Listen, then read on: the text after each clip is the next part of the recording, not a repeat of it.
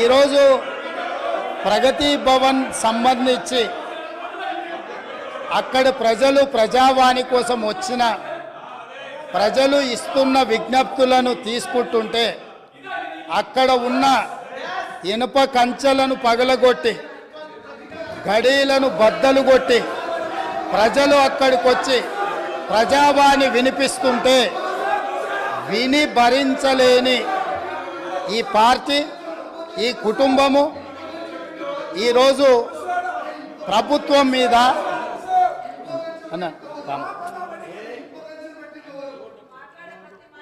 ఈరోజు ఈ ప్రజలు ఇచ్చిన తీర్పును గౌరవించే కాంగ్రెస్ పార్టీ ప్రగతి భవన్ గేట్ల ముందు ఉన్న ఇనుప కంచెలను బద్దలు కొట్టి ప్రజలకు ప్రవేశమే లేదు, తెలంగాణ ప్రజల యొక్క చెమట వాసన మేము చూడము, ఇది నిషేధిత ప్రాంతమని నిషేధించిన ఆ ప్రగతి భవన్లో ఎల్బీ స్టేడియంలో మా ప్రభుత్వం ప్రమాణ స్వీకారం చేస్తున్న 1 గంట 4 నిమిషాలకు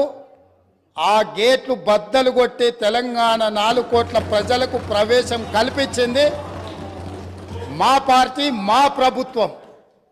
మీకు గతాన్ని గుర్తు చేయదలుచుకున్నా. ఆనాడు హోంమంత్రి మహమూద్ అలీ గారు అక్కడికి వెళ్ళి ముఖ్యమంత్రి గారిని కలవడానికి వెళితే ఒక హోంగార్డు మీకు అనుమతి లేదు, మీకు ప్రవేశము లేదు, మిమ్మల్ని లోనికి రానివ్వము అని చెప్పి వారిని అవమానించి ఒక హోంగార్డు హోంమంత్రిని వెనక్కి తిప్పి పంపించిన చరిత్ర పుటలలో నిక్షిప్తమై ఉన్నది. ఆనాటి ఆర్థిక మంత్రి, ఆనాటి వైద్య ఆరోగ్య శాఖ మంత్రి ఈటెల రాజేందర్ గారు ముఖ్యమంత్రిని కలవడానికి అక్కడికి వెళితే అక్కడ ఉన్న పోలీసు సిబ్బంది మీకు ప్రవేశము లేదు, మిమ్మల్ని నిషేధించినము, మీకు అర్హత లేదు, మీకు ఆ స్థాయి లేదు అని చెప్పి ఈటెల రాజేందర్ గారిని ఆ ప్రగతి భవన్లకు ప్రవేశం లేదని తన సహచర మంత్రిని అవమానించి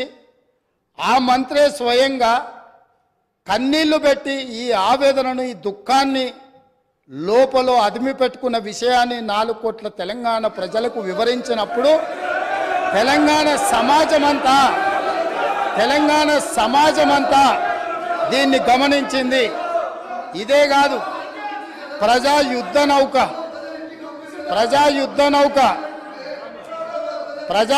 నౌక గద్దరన్న 50 సంవత్సరాలు సుదీర్ఘంగా ఈ తెలంగాణ ప్రజల పక్షాన గలం విప్పి గజ్జగట్టి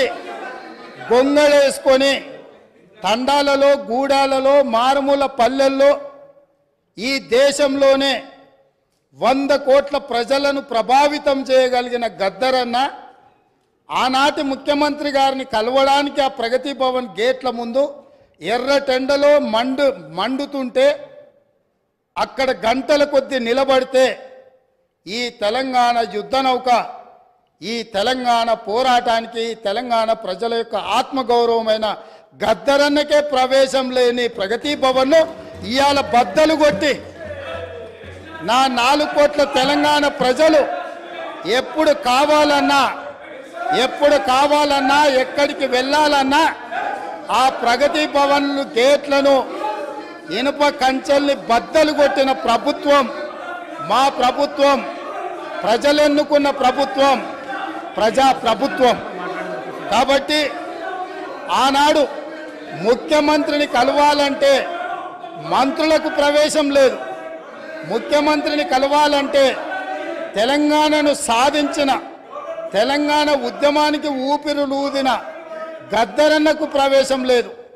కానీ ఈనాడు దళితులు, గిరిజనులు, బలహీన వర్గాలు, మైనారిటీలు, మహిళలు